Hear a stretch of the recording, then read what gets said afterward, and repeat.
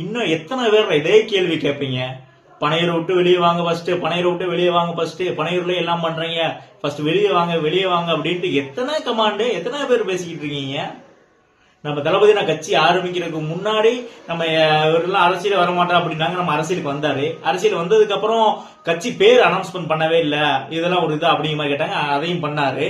அதுக்கப்புறம் கொடி சின்னத்தை ரிலீஸ் பண்ணலனாங்க, அதையும் பண்ணாரு. அப்புறம் மாநாடே வைக்க மாட்டேங்கிறாங்க, மாநாடும் வச்சாரு. எல்லாம் ஒரு பேசணும் அப்படிங்கிறதுக்காக பேசக்கூடாது. நம்ம தளபதி நாங்க தெரியும் எப்ப வரணும், எதை பண்ணணும் அப்படிங்கிறது தெரியும். சோ பனையூர்ல இருந்தாலும் மக்களுக்கு என்ன செய்யணும், மக்களுக்கு என்ன பண்றாரு அதை யோசிங்க. இப்ப அந்த பெஞ்சர் புயலால பாதிக்கப்பட்ட மக்களுக்கு தேடி தேடி வந்து போய் அங்க போய் இன்னவங்க பல பேர் உதவி செய்யல.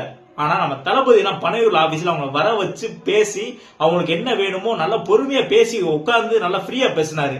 சோ இது வந்து மக்கள் விரும்புறாங்க.